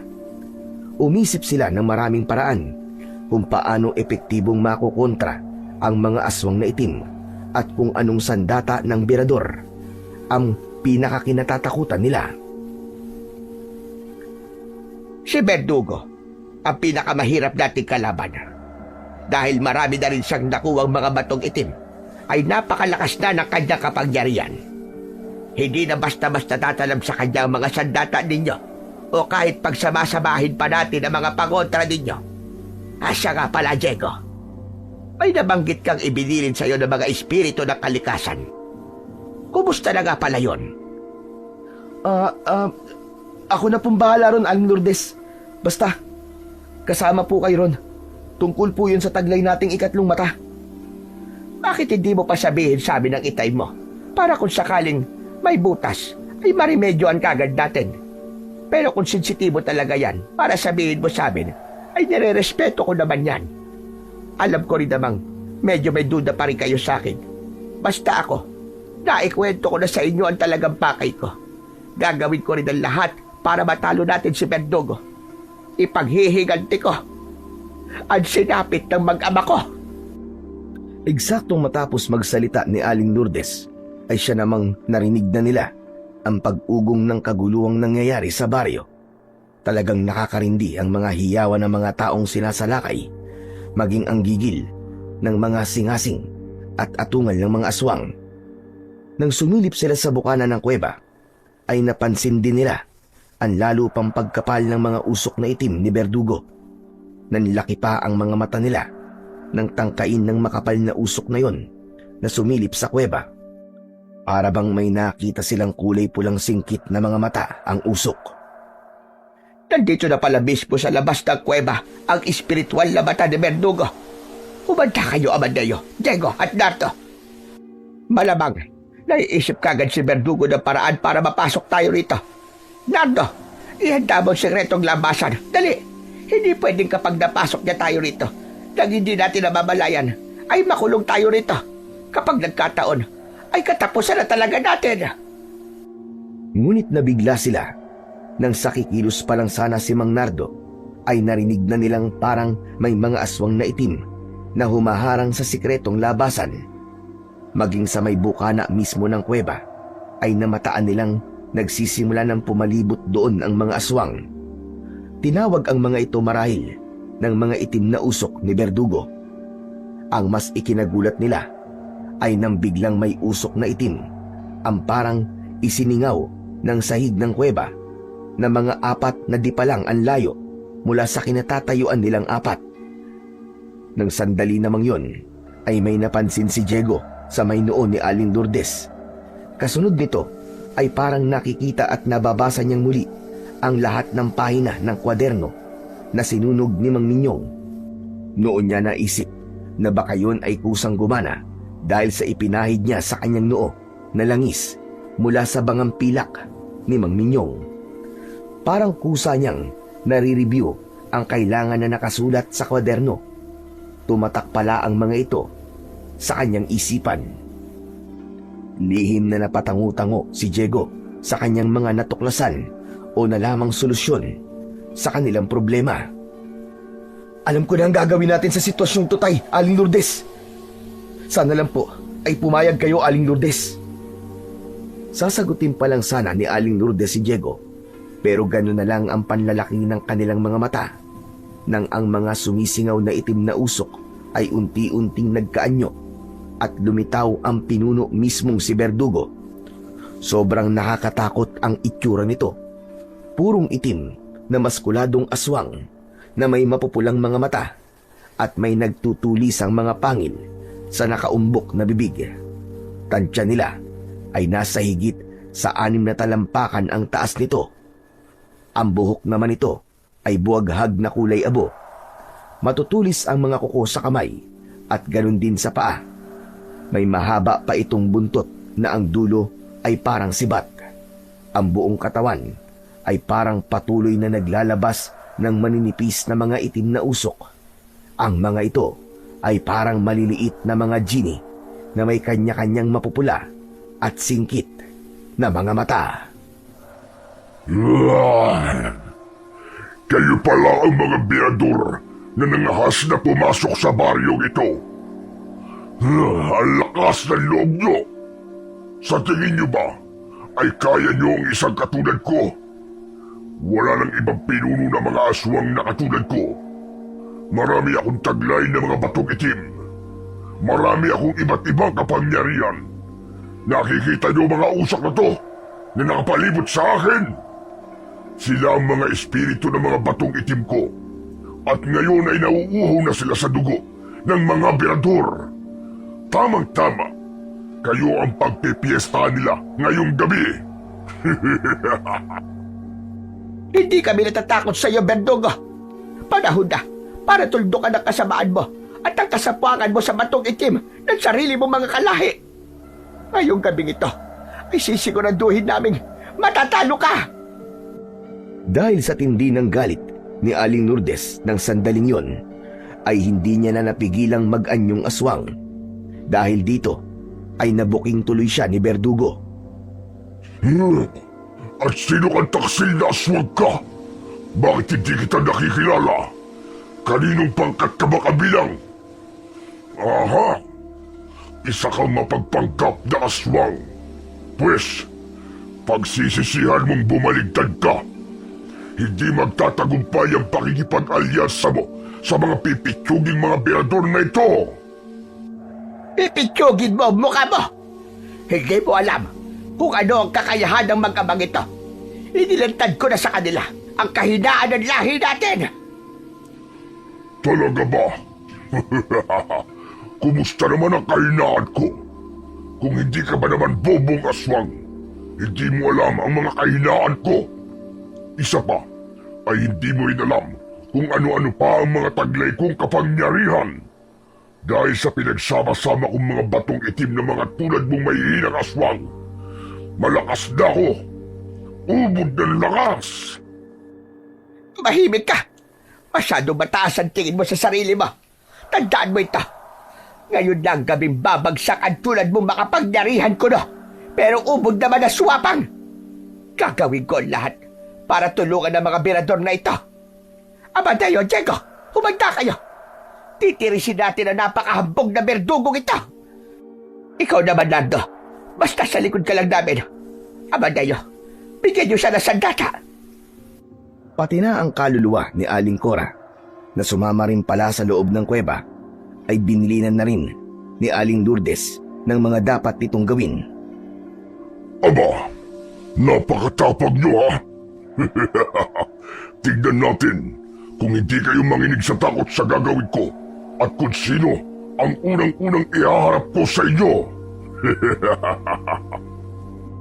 May kung sinong tinawag si Berdugo sa may bukana ng kuweba. Anino ng isang matandang lalaki na pilit sinisino nina Amadeo, Diego at Aling Lourdes dahil madilim-dilim at hindi sapat ang liwanag ng mga dala nilang flashlight at gasera. Tandang Minyong, halika! Ngayon mo ipakita na ngayon ay alagad na kita! Madilim ang aurang lumapit naman si Mang Minyong. Halos hindi ito makatingin ng diretsyo kina Amadeo at Diego. Imposible! Mang Minyong, anong ibig sabihin ito? Mang Minyong! Kaya pala sinunog niya ang kwaderno at ang bahay niya, Itay. Ito po pala yun. Kumampi na po siya sa mga aswang. Hindi na natin siya kapanalig. Bihira.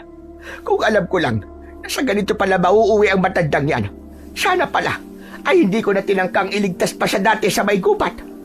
Kung ako ay umanib sa kabutihan, ang matanda namang ito ay umanib pala sa kasamaan. Mas malala siya. Patawad sa inyo, pero kailangan kong gawin ito. Ayokong basta lang mamatay at ang umanib sa kanila ang tanging paraan na naisip ko para manatili akong buhay. Akala ko ba ay iniisip niyo ang kapakanan ng buong baryo, ang kaligtasan nila? Pero bakit ganito? Bakit ganito, Kaminyong? Bakit niyo nagawa silang talikuran? Nagbabago ang tao, Amadeo. Hindi na ako ang dating ako. Kaya patawad kung gagamitin ko ngayon ang kakayahan ko bilang antingero at albularyo laban sa inyo. Ang katapatan ko ngayon ay nakay Berdugo na! Narinig niyo yun? Sanipuwersa na ngayon ang antingero at aswang. Kaya ngayon, humanda na kayo magpaalam sa mundo. Ano pang hinihintay mo, Minyong? Paganahin mo na mga dapat paganahin. Tandaan mo, hindi mo na magagamit ang mga kapangyarihan taglay mo laban sa aming mga aswang. Kaya sa mga birador na ito, paganahin mo ang lahat. Gamitin mo ang lahat ng alam mo. At tandaan mo rin kung ano ang mangyayari sa'yo kapag bumaligtad ka sa akin. Alalahanin mong nakargahan na kita ng usok kong itim. Sukat noon din ay biglang nagbago ang anyo ni Mang Minyong.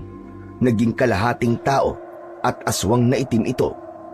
Nagkaroon ng patsi-patsing itim ang balat nito at ang mga mata ay naging kulay pulang-pula.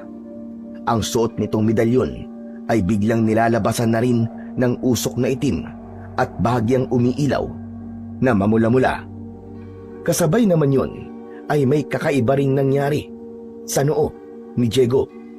Bahagya rin itong umilaw na manilaw-nilaw at bumakat ang kanyang nakatagong ikatlong mata. Ganon din ang nangyari sa noo ng aswang na si Aling Lourdes. Ang sa noo lang nito ay hindi manilaw-nilaw ang kulay ng liwanag, kundi mamula-mula. Nagtatakang nagkatinginan naman sina Diego at Aling Lourdes nang mapansin nila yon sa kani-kanilang mga mata. Nag-usap din ang kanilang mga mata at parang nagkakaintindihan sila sa kahulugan nun. Ito na ang katapusan ninyong mga pangas kayo. Minyong, tapusin na natin sila. At gano'n na nga. Naganap na ang isang matinding sagupan sa pagitan ng puwersa ng mag-amang birador ng mga aswang at ang puwersa ng pinuno ng mga aswang na si Berdugo. Nagulat siyempre at natakot si Mang Amadeo at Diego at si Aling Lourdes, kasama na rin si Nardo, sapagkat nasaksiyan nila kung gaano nga talaga kalakas ang mga kapangyarihang pinapalabas ni Berdugo na sinabayan pa ng kapangyarihan ng albularyong antingerong si Mang Minyong. Anak ng Teteng, mukhang dehado tayo dito, anak ha. Lourdes, talaga bang wala kang alam na kahinaan ng Berdugo na to? Sa gayon, ay hinahanap pa ng ikatlo naming mga mata ng anak mo, Amadeo. May nakikita kami solusyon. Teka, tama. Baka tama ang naiisip ko. Diego, iho, naiisip mo rin ba ang naiisip ko? Hindi pa parang binubulungan ka ng ikatlo mong mata ng kung ano ang dapat gawin. Opo, Aling Lourdes. Isa po sa atin ang kailangang isakripisyo ang ikatlong mata para po magsanib puwersa. Tama. At sa pamamagitan ng pagsasama ng ikatlo nating mata, ay makikita na rin natin ang mga kahinaan ni Berdugo. Ngunit ang pagkakataong yun ay sinamantala naman ng pinuno ng mga aswang na si Berdugo. Inunahan nito ang balak gawin ng dalawa. Lihim nitong inutusan ang isang usok nito. May kung ano itong ibinulong doon na agad naman itong sinunod. Maya-maya pa ay biglang may nakita si Diego sa loob ng kuweba na tumatawag sa kanya. Dahil dito ay dun napako ang pansin ni Diego at parang naiiyak na nasasabik at natutulala sa kung anumang nakikita. Imposible to. Inay? Inay, kayo po ba yan? Itay! Nandito po si Inay! Ayun po, sa isang gilid po ng kuweba. Kinakawayan niya po tayo! Inay! Naalarma doon sina Mang Amadeo at Aling Lourdes pagkat ang gilid ng kuweba na itinuturo nito ay kinaroroonan mismo ng isang itim na usok ni Berdugo at sa ibaba nito ay isang parang maliit na lawa na ang tubig ay kumukulo. Isa itong tiyak na malalim na hot spring. Nakalimutan ko nga palang sabihin kay Diego. Ang ikatlong mata nga pala namin ay maaaring gamitin ni Berdugo para makita naman ang kahinaan namin. Sa kaso ko, ay naisasara ko ang ikatlo kong mata kung kinakailangan. Subalit ang kay Diego ay mukhang hindi pa niya natututunan. Anong gagawin natin, Lourdes? Ayoko mapahamak ang anak ko. Sabihin mo anong gagawin natin. Pigilan mo siya, Amadeo. Yun lang ang paraan. Isasabay ko na rin pagsanibin ang mga mata namin para magising siya sa katotohanan. Sige na, magmadali ka. Iligtas mo ang anak mo. Kukunin mo ang ikatlong mata niya at isasanib sa mata mo, ganun ba? Hindi, Amadeo. Ang sa kanya ay may pahid ng pangontrang langis. Mapapahamak ako kung isasanib ko ang mata niya sa akin. Ang akin ang isasanib ko sa kanya.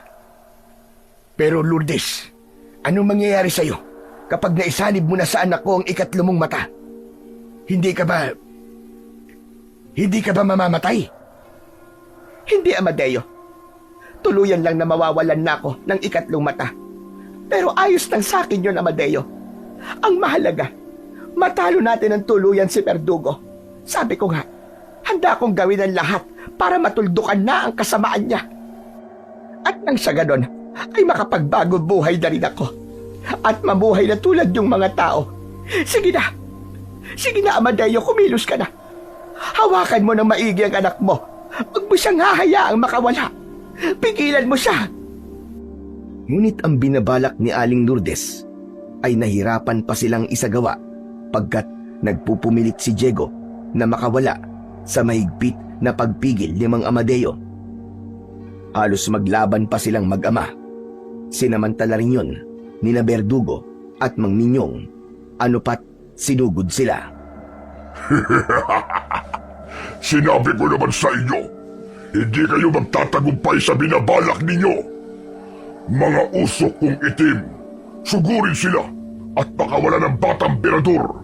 Kuyugin niyo rin ang babaeng aswang na yun. Huwag niyo silang tatantanan. Ikaw naman, Minyong. Tirahin mo ang amang emperador. Huwag niyo silang tantanan habang siniselyuhan ko ang mga kahinaan ko. Kumilos ka na! Hanggang sa ganun na nga ang nangyari. Kaya naman, talagang nahirapan sila Mang Amadeo, Aling Lourdes at Mang Nardo, hanggang sa may naisip na paraan ang kaluluwang si Aling Cora. Habang nakikipaglaban si Aling Lourdes sa mga usok na itim ni Berdugo, ay tinatanong siya ni Aling Cora kung maaari siyang maging medium ng pagsasanib ng ikatlong mata ni Aling Lourdes kay Diego.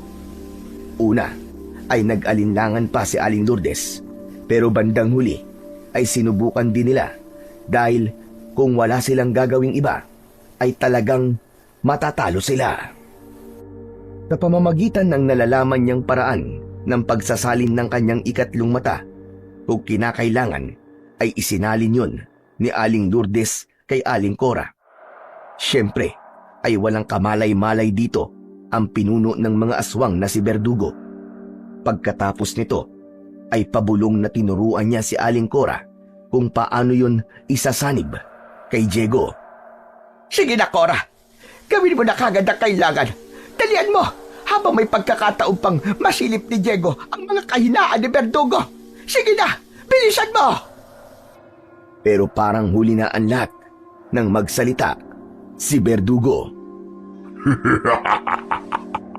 Sa wakas, naselyuhan ko na ang mga kahinaan ko. Ngayon naman, ay tatapusin ko na talaga kayong apat na mga parahas kayo. Mga mahihinang nilalang. Pagsisisihan yung nakaharap niyo ko ngayon. Dito ko na kayo ibabaon ng buhay. Nang punto namang yun, ay naisanib na ni Aling Cora kay Diego ang ikatlong mata ni Aling Lourdes. Bunga nito, nanumbalik ang paningin niya at nawala na ang ilusyong nilikha ni Berdugo gamit ang kaluluwa ng kanyang inay. Kasunod naman ito ay nagliwanag ng kulay dalandan ang kanyang noo at para bang inuutusan siyang ipako ang tingin ng kanyang mas lumakas na ikatlong mata sa direksyon ni Berdugo. Sukat noon din ay parang nakikita ni Diego ang lahat ng alaala ni Berdugo. Naging posible ito sa kabila ng naselyuan na manasanan ni Berdugo pati ang mga alaala nito. Ngunit dahil nasaniban si Diego ng ikatlong mata ni Aling Lourdes ay nadoble pala ang kakayahan niyang pati ang pinakatatagong alaala ay makita o mabasa niya. Nanlaki ang mga mata ni Diego at pinamulahan ng muka dahil sa malalaswang mga alaala ni Berdugo na nakikita niya. Nandiri rin siya at halos masuka-suka. Teka, bakit anak? Sabihin mo, ano ba nangyayari sa'yo? Itay, alam ko na po ang kahinaan ng Berdugong yan, Tay. Alam ko na po. Pagkatapos nun, ibinulong na lang ni Diego sa ama niyang si Amadeo ang sikretong pagkatao ni Berdugo. Matapos naman yung marinig ni Amadeo, una ay hindi siya makapaniwala. Pero bandang huli ay napangisi na lang habang parang nanunudyong tinapunan ng tingin si Berdugo. Tay, tanong lang, pasensya na. Tay, dako ba kayo? Yun ang kahinaan niya. Kung dako kayo, pakitaan lang niyo siya at madali na natin siyang matatalo. Akitin niyo po siya, Tay. Yun lang po ang paraan. Anak ng multong bakla, oo. Hindi ko akalain na ibang sandata pala natin Berador ang magagamit natin para matalo ang binabai palang Berdugo na ito. Ha! Dakong sandata lang pala ang makakatalo sa kanya. Pues, nakatagpo talaga siya ng katapat. Umanda kang aswang ka dahil ako ang tatapos sa'yo. Dahil sa pagtatawang yon ng mag-ama, habang nagbubulungan, ay nagalit ng tuluyan si Berdugo. Lalong bumangis ang itsura nito at nag-aapoy ang mapupulang mga mata. May pabulong-bulungan pa kayong nalalaman. Mga hinayupa kayong mga Berador kayo. Akala niyo ba? Kakaya-kayanin niyo lamang ako. Huwag niyo akong pagtawaran. Pwes, tikman niyo ang bangis ng mga kapangyarihan ko. Sukat noon din ay umasta na si Berdugo para palabasin ang kanyang iba't ibang mga kapangyarihan ng sabay-sabay. Ngunit bago pa man ito mapagana ang mga yon, ay pinagsabihan na ni Mang Amadeo sina Diego at Aling Lourdes kung ano ang dapat nilang samantalahing gawin kasabay ng gagawin niya. At yun na nga, walang sabi-sabing naghubot-hubad si Mang Amadeo sa harap ni Berdugo at nilaro-laro hanggang sa tumindig ang dakong sandata. O ano, Berdugo? Tumingin ka sa akin. Ito ang gusto mo, di ba? Pagmasdan mo ang alindog ko. Gusto mo to, alam ko. Di ba? Gustong-gusto mo to. Ito ang paborito mong laruan. Napahinto naman si Berdugo sa gagawin sana at namimilog ang mga matang takam na takam na napatitig sa walang saplot na katawan ni Mang Amadeo. Sukat noon din ay bumigay kagad ang kahinaan nito at napaluhod ni Mang Amadeo. Sayong-sayo lahat ito, Berdugo. Basta't ibigay mo sa akin ang lahat ng makapangyarihang bato. Ano? Payag ka ba? Agad naman yung sinunod ni Berdugo na literal na naglalaway pa na parang asong ulol.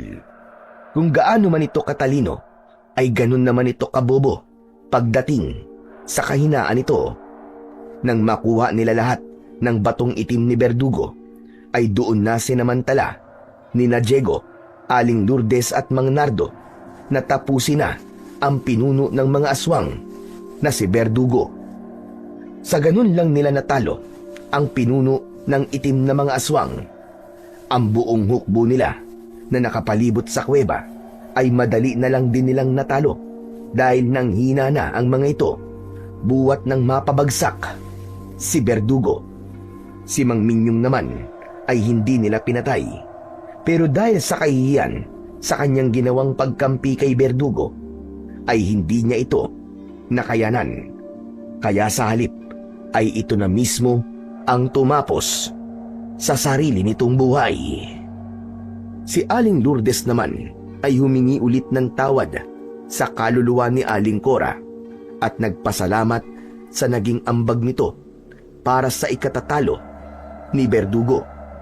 Nakuha na rin niya ang mga batong itim ng kanyang mag-ama na kalaunan ay inilibing ang mga yon ng maayos. Matapos yun ay magmula noon ay namuhay na siyang tulad ng normal na mga tao.